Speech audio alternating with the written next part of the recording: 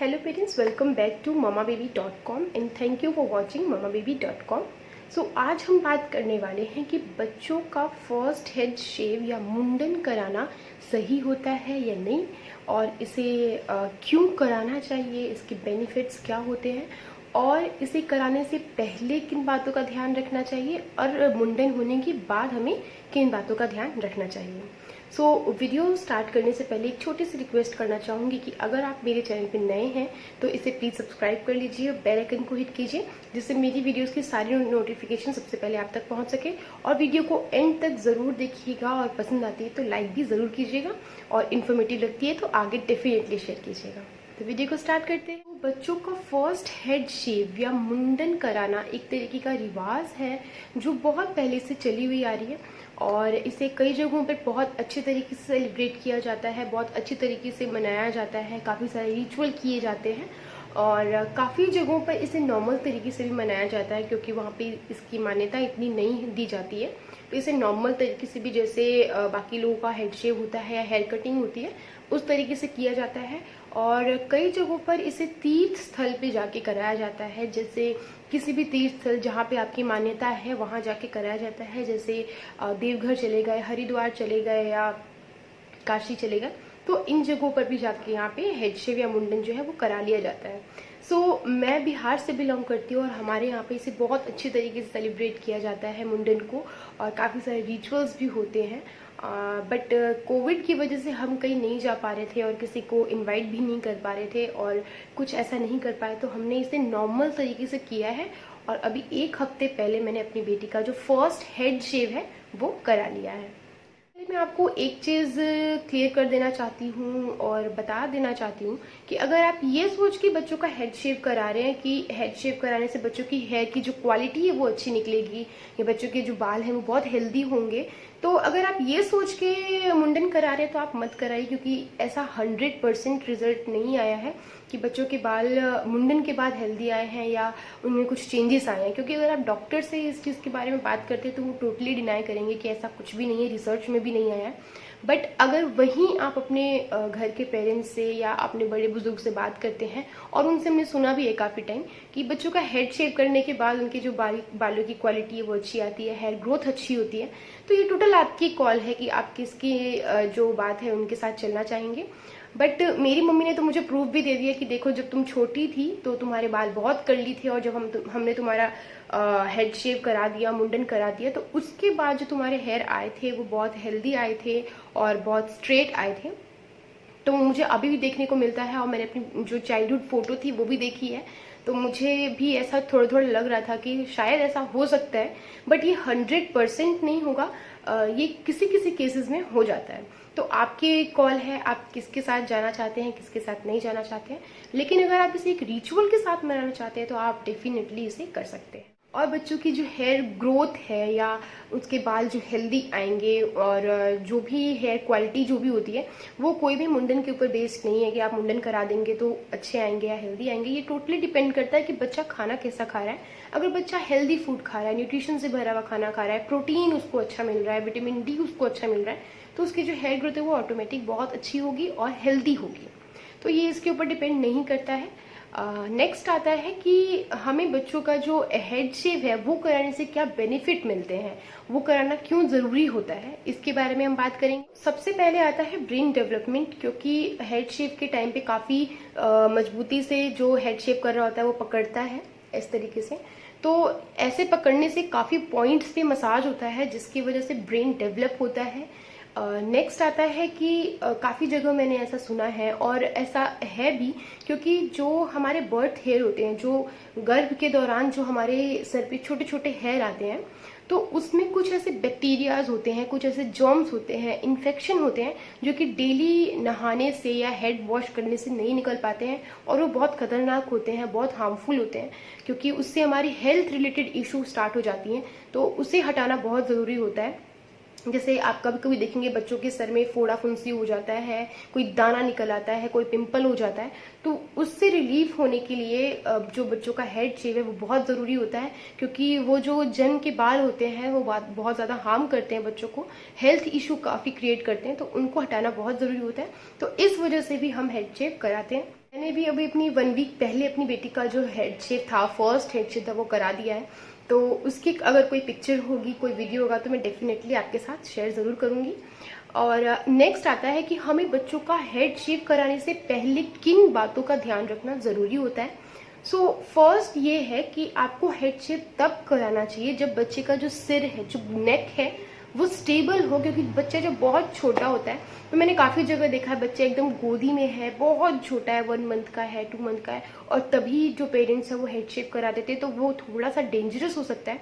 Because उसका जो पहले तो नेक है, गर्दन है, वो स्टेबल नहीं होता है, वो इधर उधर हिलते रहता है, तो वो पकड़ के भी नहीं ठीक से बैठ सकते हैं और वो कुछ समझ नहीं पाते हैं। उनकी जो स्कैल्प होती है वो बहुत कमज़ोर होती है, बहुत सॉफ्ट होती है, जिसपे कट लगने का डर रहता है, या फिर अगर टाइटली कोई पकड़ेगा तो उससे भी हार्म हो सकता है।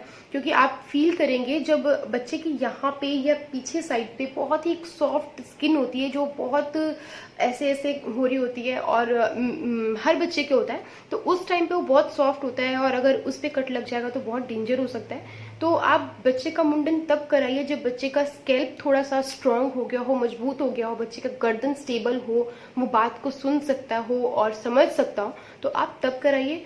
तो बेसिकली ये आप 1-1.5 साल के बाद आराम से करा सकते हैं, क्योंकि बच्चे का स्कैल्प भी मजबूत हो जाता है, वो आपकी बातों को सुन सकता है, समझ सकता है, तो आप तब कराइए। वो बच्चों के लिए बहुत ही सेफ टाइम होता है। नेक्स्ट आता है कि आप जिस इक्विपमेंट से बच्चे का हेड शेव करा रहे हैं वो टोटली क्लीन हो, क्योंकि उसी सारे इक्विपमेंट से दूसरों के भी हेयर कट होते हैं या मुंडन होता है, तो जर्म्स का या बैक्टीरियाज का या कोई इन्फेक्शन का डर हो सकता है। तो आप ये ध्यान रखिए कि जिस भी इक्विपमेंट से बच्चे का हेड शेव किया जा रहा है वो क्लीन हो, सैनिटाइज हो, तो बच्चों के लिए काफ़ी अच्छा रहता है, कोई इन्फेक्शन का डर भी नहीं रहता है। नेक्स्ट आता है कि जब बच्चे का मुंडन हो रहा हो, बच्चे का हेड शेव करा रहे हैं आप, तो अपनी गोद में लेके बैठें, क्योंकि बच्चा बहुत छोटा होता है और उसको अगर आप अकेले बिठा देंगे तो वो हो सकता है डर जाए या गर्दन इधर उधर कर दे तो कट लग जाए। तो इन सब की वजह से आप उसे अपनी गोद में लेके बैठे। और दूसरा कि उसका ध्यान डाइवर्ट कराएं, उसको अटेंशन कहीं और उसका ले जाए, उसका कहीं और ध्यान डाइवर्ट करा दे, क्योंकि हो सकता है वो ये देखे कि कोई मेरे सिर को पकड़ रहा है, किसी ने मुझे गोद में ले रखा है, तो हो सकता है वो बच्चा डर जाए और कट लग जाए, इधर उधर मुंडी कर ले। तो आप उसका ध्यान डाइवर्ट कराइए, उसको कोई टॉय दे दीजिए या उसको कुछ खिलाइए उस टाइम पे, जिससे उसका जो ध्यान है वो हेयर कट से कहीं और चला जाए। तो ये भी काफ़ी अच्छा एक रहता है कि बच्चे का जो हेड शेव वो बहुत अच्छे तरीके से हो जाता है। नेक्स्ट मैं आपको ये सजेस्ट करूंगी कि आप अगर बच्चे का हेड शेव करा रहे हैं तो वो रेजर से मत कराइए, क्योंकि रेजर से मुझे भी बहुत डर लगता है और मेरी बेटी को भी रेजर से ही हेड शेव करने के लिए सजेस्ट किया था, बट मैंने मना कर दिया कि हो सकता है उसको कोई कट लग जाए और कट लगने के बाद ब्लड आने लगता है, जिससे मुझे बहुत डर लगता है। तो मैंने कहा कि ट्रिमर से आप कर दीजिए, उससे भी बहुत अच्छे से हो जाता है और बहुत ही जल्दी हो जाता है। और प्लस पॉइंट तो ये कि उससे कट लगने का भी कोई डर नहीं होता है। तो आप रेजर की जगह पे ट्रिमर का यूज कर सकते हैं, ये बच्चों के लिए बहुत अच्छा होता है, कोई कट नहीं लगता है, तो किसी तरीके की खतरे की बात नहीं है, कोई डेंजर नहीं होता है, बहुत इजीली और बहुत जल्दी बच्चे का जो हेड शेव है वो हो जाता है। नेक्स्ट आता है कि बच्चों के मुंडन हो जाने के बाद आपको किन चीज़ों का ध्यान रखना चाहिए। बच्चे का जब मुंडन हो जाता है तो उसके बाद आपको क्विक बाथ देना है without any shampoo and any soap, क्योंकि सोप यूज करने से या शैम्पू यूज करने से हो सकता है कि उसके बाल में कहीं, उसकी बॉडी में कहीं छोटे छोटे बाल चिपके रह जाएं जो बाद में उसको इरिटेट कर सकते हैं।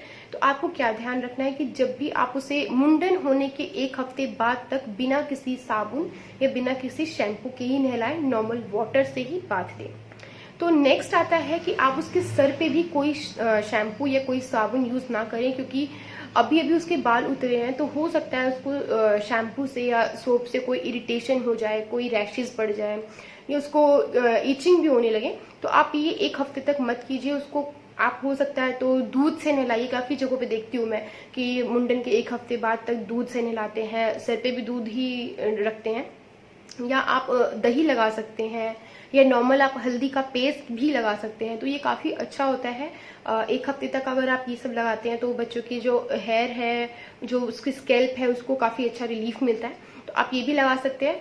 हमारे यहाँ पर ये एक रिचुअल है कि बच्चे के मुंडन के बाद उसको हल्दी और दही इन दोनों को मिक्स करके और पेस्ट उसका जो है वो सर पे लगाया जाता है। तो ये एक रिचुअल है, बट इसका एक साइंटिफिक रीजन भी होता है, क्योंकि हमारी बॉडी का सबसे गर्म पार्ट सर होता है और मुंडन के बाद वो और भी गर्म फील होता है, बहुत गर्म गर्म फीलिंग आती है। तो उसको कूल करने के लिए आप दही उसके सर पे लगा सकते हैं। उसके अंदर बहुत अच्छी कूलिंग प्रॉपर्टी होती है जो बच्चों को बहुत ठंडक देती है, तो आप वो लगा सकते हैं। हल्दी का पेस्ट इसलिए लगाते हैं कि हो सकता है शेविंग के टाइम पे कोई कट लग गया हो, या फिर कोई ईचिंग अगर हो रही है, कोई इरिटेशन हो रही है, कोई इन्फेक्शन अगर है, तो वो हल्दी से निकल जाता है। तो आप हल्दी का पेस्ट भी ज़रूर लगा सकते हैं, और अगर आप चाहें तो इन दोनों को मिक्स करके भी लगा सकते हैं। तो मेरी बेटी का जब मुंडन हो गया था तो मैंने भी हल्दी और दही का पेस्ट ही लगाया था, और ये काफ़ी अच्छा रिजल्ट देता है। बच्चों को बहुत रिलीफ मिलता है, कोई ईचिंग नहीं होती, कोई इरिटेशन नहीं होती है। तो आप ये भी लगा सकते हैं। नेक्स्ट है कि बाथ के बाद आपको ऑयलिंग ज़रूर करनी होती है सर में, और ये आप रेगुलर 1 वीक या 2 वीक या जब तक आप चाहते हैं तब तक कर सकते हैं। इससे क्या होता है कि जो मुंडन के टाइम पे जो बाल उतारने के टाइम पे जो उसके सर का मॉइस्चर होता है वो चला जाता है, या रफ जो उसकी स्किन है वो हो जाती है। तो वो ऑयलिंग करने से उसका जो मॉइस्चर है, जो उसका जो नरिशमेंट है वो मिलता है, और जो उसका मॉइस्चर है वो वापस से आ जाता है। तो आप ऑयलिंग भी कर सकते हैं। नेक्स्ट आता है कि जब भी आप बच्चे को बाहर लेके जाते हैं तो उसको कोई हैट या कोई कैप आप ज़रूर पहनाओ, क्योंकि डायरेक्ट सन का एक्सपोजर पड़ने से हो सकता है कि उसको रैशेज आ जाए, इरिटेशन हो जाए, और वो पड़ना भी नहीं चाहिए। तो आप ध्यान रखें कि जब भी आप बच्चे को लेके बाहर जा रहे हो और डे सनी है तो आप ज़रूर उसको हैट या कोई कैप ज़रूर पहना दो। सो ये तो थी थोड़ी सी इन्फॉर्मेशन फर्स्ट हेड शेव के लिए, और अगर कुछ पिक्चर्स अगर मेरी बेटी की होंगी तो मैं ज़रूर आप लोगों के साथ शेयर करूंगी।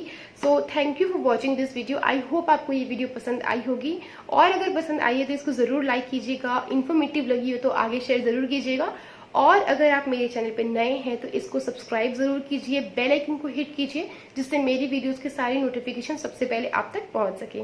Thank you for watching this video. Bye bye, take care, Radhe Radhe.